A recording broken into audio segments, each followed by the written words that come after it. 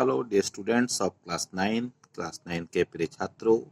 Today we are going to conclude this lesson. आज हम इस लेसन को समाप्त करने के लिए जा रहे हैं.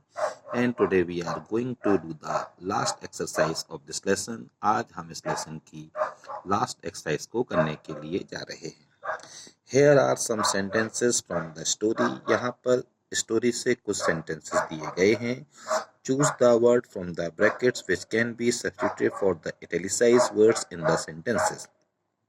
तो ब्रैकेट में उससे रिलेटेड कुछ शब्द दिए गए हैं जो कि हमको बताना है कि जो तिरछे लिखे हुए शब्द हैं उनका सबसे उचित शब्द क्या हो सकता है. तो फर्स्ट सेंटेंस है A few years later the marriage faltered. कुछ वर्षों के बाद आइंस्टीन की जो मैरिज हुई थी, शादी हुई थी, वह लड़खड़ाने लगी. इसका आंसर है फेल्ड, ब्रोक और बिकेम वीक में इसका आंसर जो आएगा बिकेम वीक, यानी कुछ सालों के पश्चात आइंस्टीन की जो शादीशुदा जीवन था वो कमजोर पड़ने लगा. सेकंड है Einstein was constantly at odds with people at the university. यहाँ बताना है एडिसन का यूनिवर्सिटी के जो मैनेजमेंट के लोग थे उनके संग लगातार झगड़ा होता रहता था. Means on bad terms, in disagreement, unhappy. तो यहाँ पर बताना है इन डिसएग्रीमेंट, अर्थात आइंस्टीन जो है उसका यूनिवर्सिटी का जो मैनेजमेंट था, जो लोग उसके मैनेजमेंट में थे, प्रबंधन तंत्र में थे, उससे उसकी सहमति नहीं बन पाती थी. Number third, the newspaper proclaimed his work as a scientific revolution. तो अखबारों ने आइंस्टीन के कार्य को, आइंस्टीन के सिद्धांत को, E=mc² के सिद्धांत को एक वैज्ञानिक क्रांति घोषित कर दिया. यहाँ पर हमको 3 वर्ड दिए हैं, डिक्लेयर्ड, प्रेज्ड एंड सोव्ड. तो यहाँ पर हमको जो वर्ड यूज करना है वो डिक्लेयर्ड यानी कि घोषणा कर दी. Number 4, Einstein got ever more involved in politics agitating for an end to the armed buildup. Einstein जो था अब उसने राजनीति में हिस्सा लेना शुरू कर दिया और उसने हथियारों के निर्माण की समाप्ति के लिए एक अभियान शुरू कर दिया. यहाँ 3 वर्ड दिए हैं, campaigning and fighting and supporting. तो यहाँ वो लड़ने लगा, अर्थात उसका विरोध करने लगा कि जो हथियार बनाए जा रहे हैं उनको रोका जाना चाहिए. Number 5, at the age of 15 Einstein felt so stifled that he left the school for good.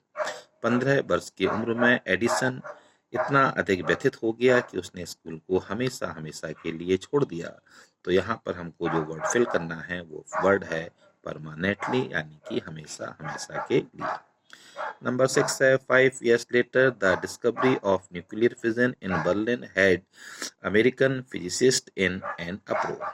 5 वर्षों के पश्चात जब बर्लिन में नाभिकीय विखंडन की खोज की गई, 5 वर्षों के पश्चात जब बर्लिन में नाभिकीय विखंडन की खोज की गई तो इस बात से अमेरिका के जो भौतिक शास्त्री थे, भौतिक वैज्ञानिक थे, वो विचलित हो गए.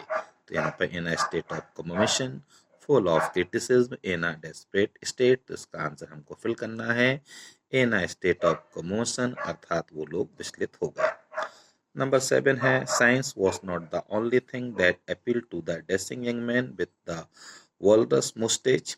साइंस ही एकमात्र ऐसा विषय नहीं था जो कि बड़ी बड़ी मूछों वाले आइंस्टीन को प्रभावित करता था. तो यहाँ पर हमको 3 वर्ड्स हैं, इंटरेस्टेड, चैलेंज एंड वरीड. तो यहाँ पर जो हमारा आंसर आएगा वो है इंटरेस्टेड. तो यहाँ dear student we have to fill the write another appropriate word for the italicised word. जो सब तिरछे लिखे हुए हैं उनके हमको अप्रोप्रिएट वर्ड जो है वो पैराग्राफ वो ब्रैकेट से हमको लिखना है. So I made you clear, मैंने आपको समझाया. Now you have to read it and you have to write it in your notebook. It will help you in your exams. It will help you to improve your vocabulary को बढ़ाने में भी आपको इससे मदद मिलेगी. And now this chapter is totally end, और अब ये जो लेसन है पूरी तरह से समाप्त हो गया है. Have a nice day, bye bye.